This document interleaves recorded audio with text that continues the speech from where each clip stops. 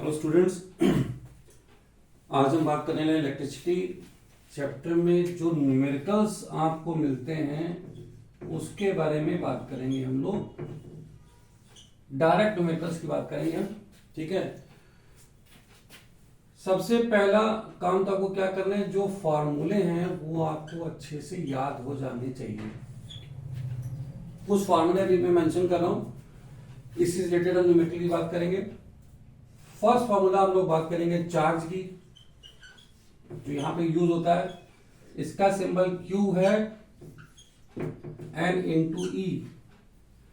N यहां पे क्या है, नंबर ऑफ इलेक्ट्रॉन्स के टर्म्स में अगर हम चार्ज की बात कर रहे हैं, और ई क्या है, अमाउंट, इसके जो इलेक्ट्रॉन पे चार्ज की जो वैल्यू है, ये कितनी लिखते हैं हम लोग, 1.6 इंटू 10 की पावर -19। इसकी यूनिट क्या होती है चार्ज की, unit of charge is coulomb, CO coulomb. इसकी स्मॉलर यूनिट्स क्या है, मिली कूलाम। 10 की पावर -3 कूलाम को C से रिप्रेजेंट करेंगे, और अगर माइक्रो कूलाम लिखना है तो 10 की पावर -6 कूलाम। इतना चार्ज के बारे में जानेंगे। दूसरा फॉर्मूला चार्ज के बाद में आएगा करंट। ये न्यूमेरिकल आपको मिलेगा। सिंबल इसका क्या है, I। फॉर्मूला क्या है, Q/T। करंट को हम डिफाइन करते हैं rate of flow of charge से, सिंपल है। और आगे इसको NE/T भी लिखा जा सकता है। इसकी यूनिट क्या है, आप इसकी यूनिट लिखते हैं एम्पियर। और अगर इसकी स्मॉलर यूनिट्स की बात करें तो जैसे ये है मिली एम्पियर, तो 10 पावर -3 हो जाएगा, कुछ खास बात नहीं है। और अगर इसकी यूनिट बात करें तो इसको हम ले सकते हैं कूलाम पर सेकंड भी इसकी यूनिट लिखी जा सकती है। तीसरा फॉर्मूला आपको जो पढ़ना है वो है potential difference. Potential difference V से डिनोट करते हैं W/Q। क्या यूनिट है इसकी, वोल्ट, या जूल पर कूलाम भी लिखते हैं, याद रखिएगा। हो सकता है कि MCQ में आपको क्वेश्चन पूछ ले कि जूल पर coulomb is the unit of current, charge etcetera, 3-4 point आपको दे देगा, तो ये भी हम याद रखेंगे कि जूल पर कूलाम। अब ये 3 फॉर्मूले आप इसको नोट कर लीजिए, आगे चलते हैं। इसके बाद में बहुत छोटे छोटे क्वेश्चन इससे रिलेटेड आपको पता होने चाहिए, कोई ज्यादा मुश्किल नहीं है इन सब से रिलेटेड। पहला क्वेश्चन, अगर मैं कहता हूं कि मुझे बताइए चार्ज के बारे में, तो आपने पहला फॉर्मूला देखा Q=NE। अगर मुझे चार्ज की वैल्यू पता है, सपोज करें Q की वैल्यू गिवन है हमको 1 कूलाम, E हम जानते हैं 1.6 इंटू 10 की पावर -19 कूलाम, तो हम ये जानना चाहते हैं कि 1 कूलाम में कितने इलेक्ट्रॉन पॉसिबल हैं। तो क्या लिखेंगे इसी को, यहां से N = Q/E, 1/1.6 -19, ये ऊपर जाके हो जाएगा पॉजिटिव, 1.6 से डिवाइड करेंगे 6.25 10 की पावर 18 इलेक्ट्रॉन्स। तो बहुत छोटा सा क्वेश्चन इस तरह से किया जा सकता है। क्वेश्चन नंबर 2, करंट से रिलेटेड, कि एक सर्किट है, इसमें 2 पॉइंट दे रखे हैं A और B।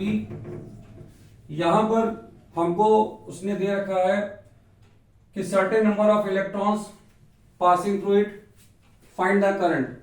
यह charge is passing through A और B। अब हमको यहां दे दिया मतलब कि चार्ज यहां पे A से B में फ्लो कर रहा है 5 कूलाम, और टाइम यहां पे लग रहा है 2 सेकेंड। बहुत इजी क्वेश्चन मैं भी आपको दे रहा हूं। Find the value of current, I लिखेंगे, Q/T लिखेंगे, 5/2 2.5 एम्पियर। तो ये बहुत आसान वाले क्वेश्चन थे जहां वैल्यूज आपको पुट करनी आनी चाहिए, ठीक है। अब इसके बाद में हम चलते हैं थर्ड फॉर्मूला। मैंने जो आपको वी दिया है उससे रिलेटेड एक आसान सा क्वेश्चन आपको करने के लिए मिलता है कि वर्क डन, एक सर्किट है उसमें चार्ज फ्लो कर रहा है, फॉर्मूला हमारे पास में V इक्वल टू W/Q। यहां पे आपसे क्वेश्चन पूछता है find the work done in moving charge. अब चार्ज की value they the, moving charge of, अब सपोज करिए मैंने चार्ज एक आपको दे दिया मिली कूलाम में, तो मैंने कह दिया 5 मिली कूलाम, ठीक है। और जहां पे जो हमने बैटरी लगा रखी है with potential difference of 10 volt, तो वो एरिया जहां पे ये चार्ज फ्लो करेगा उसका पोटेंशियल डिफरेंस यानी आपको V दे दिया इसने यहां पर। अब जब भी क्वेश्चन हम करेंगे तो याद रखिए कि क्वेश्चन, ये तो अभी हमने आपको फॉर्मूला बता दिया कि इस पे मैं क्वेश्चन कराने जा रहा हूं। ये क्वेश्चन हमारे सामने है और भी ऐसे बहुत से वर्ड प्रॉब्लम आएंगी, तो हमको सबसे पहले क्या करना होता है, इस डेटा को विद सिंबल यहां पे लिखना चाहिए। हमसे पूछ क्या रहे, वर्क डन चाहिए, किसके लिए, चार्ज 5 मिली कूलम। तो चार्ज का सिंबल क्या है, जब आंसर लिखेंगे हम, देखिए तरीका सीख लीजिए आंसर का। ये क्वेश्चन हमको एग्जाम में मिला है, हम इस क्वेश्चन को करना चाहते हैं, हमसे पूछ रहा है वर्क डन, तो पता चल गया क्वेश्चन की रिक्वायरमेंट क्या है, चार्ज उसने हमको दे दिया 5 मिली कूलम। याद रखिए जो मिली कूलम है वो चार्ज की SI यूनिट नहीं है, तो मुझे इसको कन्वर्ट करना होगा SI यूनिट में, तो हो जाएगा -3 कूलम। कन्वर्जन कर लिया। पोटेंशियल डिफरेंस दे रखा है V 10 वोल्ट। तो जब हम ये जो यहां पे इंफॉर्मेशन दे रखी है, वर्ड प्रॉब्लम दे रखी है, इसको जब हम सिंबॉलिक फॉर्म में लिख लेते हैं, इसके बाद में अगला स्टेप होता है कि विच फार्मूला, कौन सा फार्मूला मुझे यहां पर यूज करना होगा। ये हर क्वेश्चन के लिए, ये आपके इस चैप्टर के लिए नहीं है। आप फ्यूचर में जब भी न्यूमेरिकल लगाएंगे तो हर बार अगर आप ये काम कर लेते हैं, उसके बाद में इसको देखकर हमें डिसाइड करना होता है कि कौन सा फॉर्मूला लगेगा। हमसे ये पूछ रहा है वर्क डन, तो ऐसा फॉर्मूला जिसमें ये तीनों आते हैं वो मेरे पास में है W/Q। तो यहां से देखेंगे तो W क्या हो जाएगा, QV।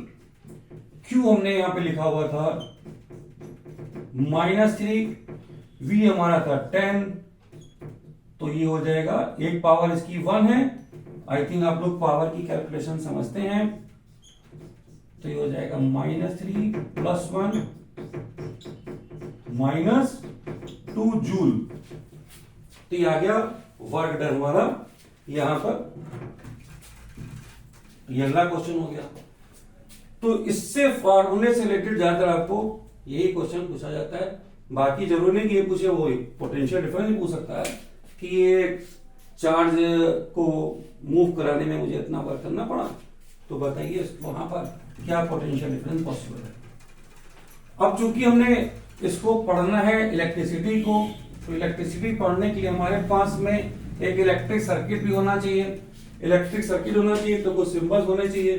तो आइए जान लें पहले इलेक्ट्रिक सर्किट जो है हमारा, उसका क्या रोल है। कभी कभी आपको इंस्ट्रूमेंट दे देगा, ऑपरेटर दे देगा, क्या क्या सर्किट बनाइए।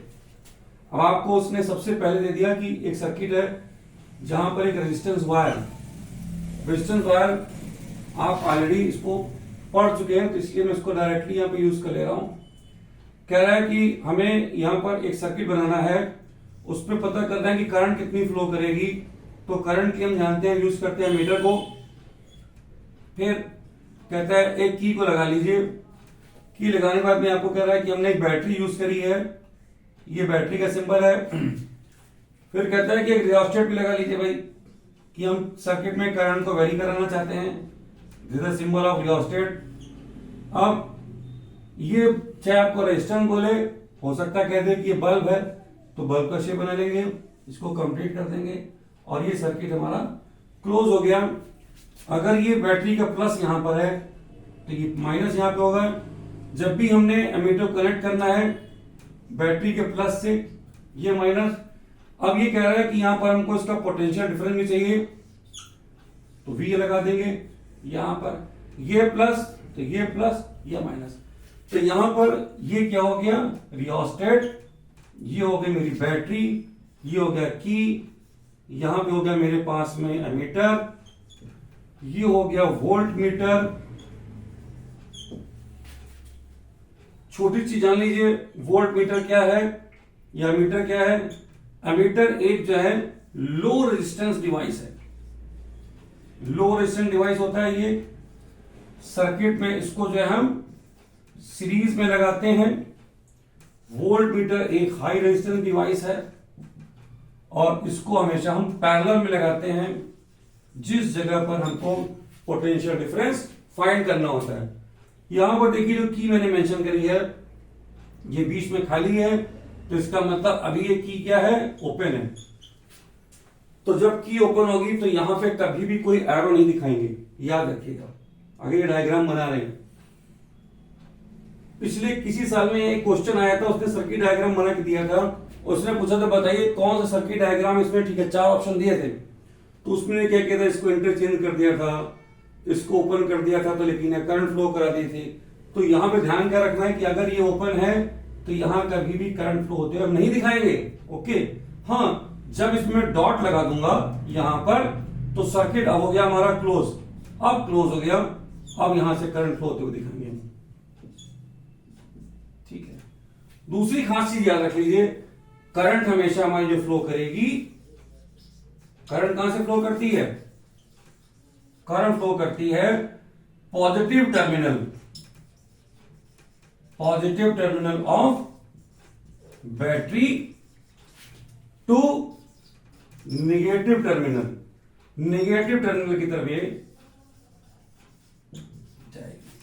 आई थिंक ये डायग्राम और ये जो मैंने आपको प्रिकॉशंस बताए हैं ये आपने समझ लिए हैं। ठीक है, इसको इतना जान लीजिए, इसको नोट कर लीजिए। हाँ, एक और चीज, जो पॉजिटिव टर्मिनल है इसके लिए बोला जाता है कि जो पॉजिटिव टर्मिनल है ये हायर पोटेंशियल पे एक वर्ड यूज किया जाएगा, और जो नेगेटिव टर्मिनल है वो कहा जाएगा लोअर पोटेंशियल पे। तो एक दूसरा स्टेटमेंट और हम बोलते हैं यहां पर करंट फ्लो के लिए, current always flow from high potential to low potential. इसको याद रखिएगा। ये भी जितने स्टेटमेंट में देता हूं सब एमसीक्यू क्वेश्चन है, सारे के सारे एमसीक्यू 1 मार्क्स क्वेश्चन है। तो ये सर्किट डायग्राम है, यहां पर इससे रिलेटेड हम कुछ और क्वेश्चन करेंगे अभी। ठीक है, इसको मैं हटा देता हूं। ये आप समझ गए हैं, सिंबल समझ गए आप, सर्किट में कौन कौन से यूज होते हैं। इसके बाद में एक बहुत इंपॉर्टेंट, सबसे पहला यहां पे आपका एक फॉर्मूला आ जाता है, लॉ आ जाता है, Ohm's law.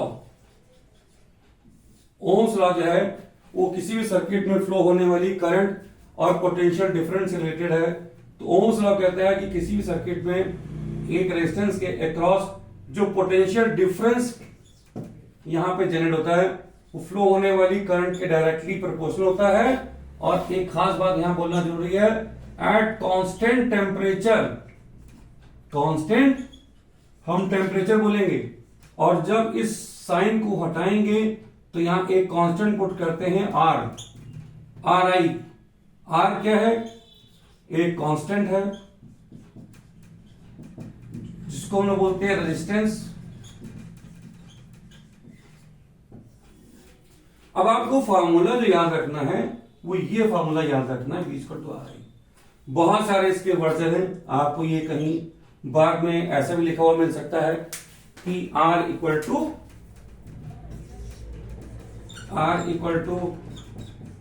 V by I लिखा हुआ मिल सकता है, या I इक्वल टू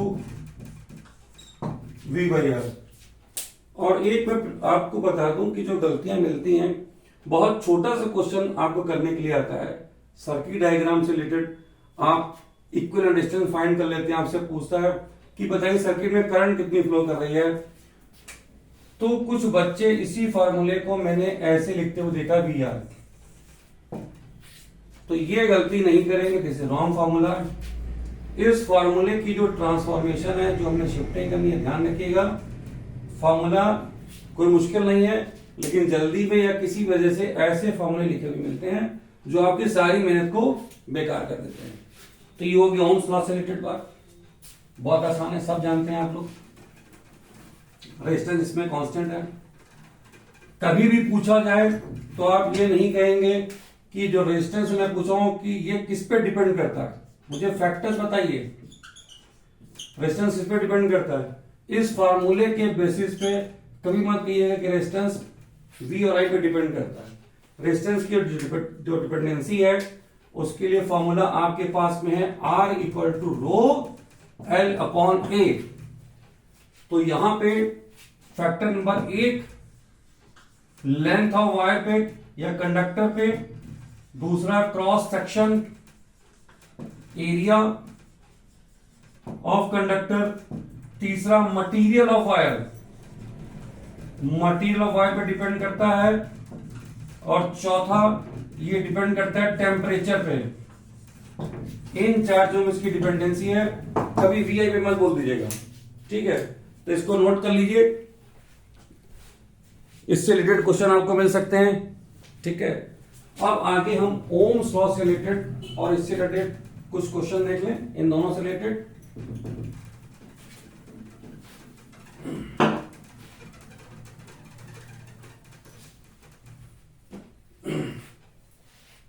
अब एक सर्किट में हमने जान लिया कि V इक्वल टू IR, ये हमारा फॉर्मूला है जो चलेगा।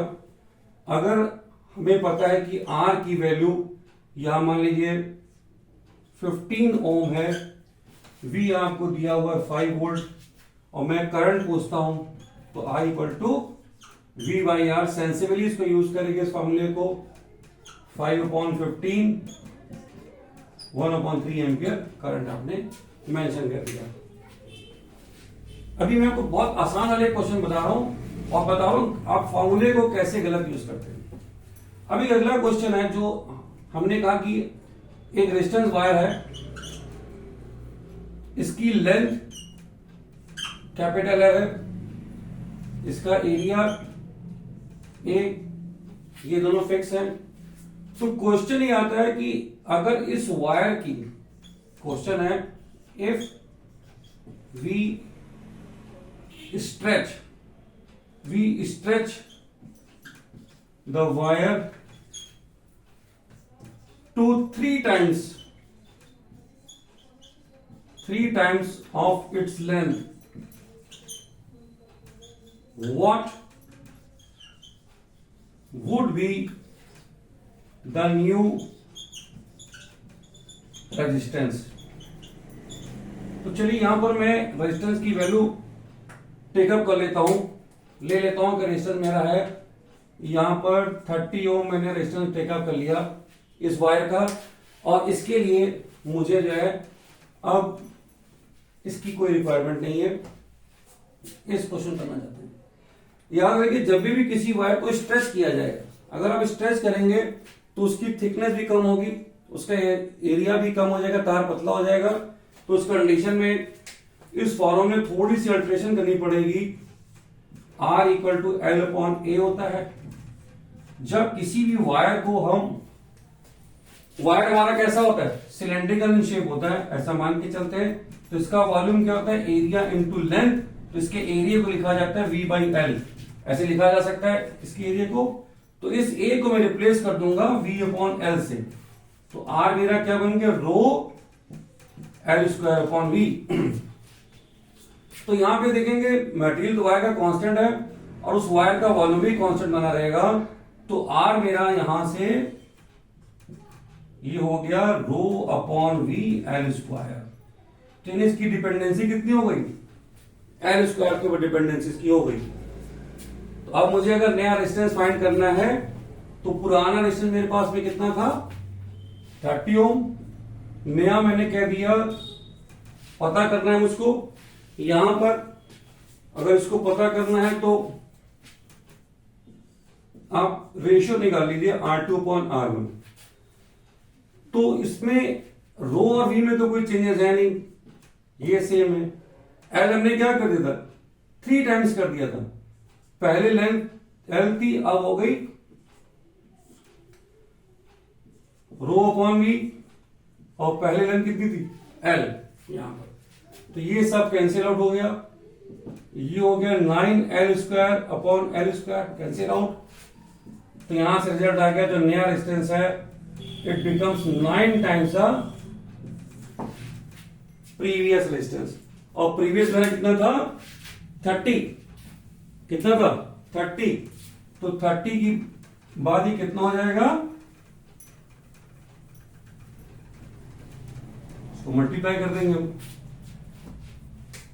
तो R2 बिकम्स 9 into 30, 270 ओम इसका नया रेजिस्टेंस हो जाएगा। ओके, तो यहां तक अभी एंड करते हैं। इसके बाद में फिर अगले वीडियो में इलेक्ट्रिसिटी के नेक्स्ट क्वेश्चन डिस्कस करेंगे हम लोग।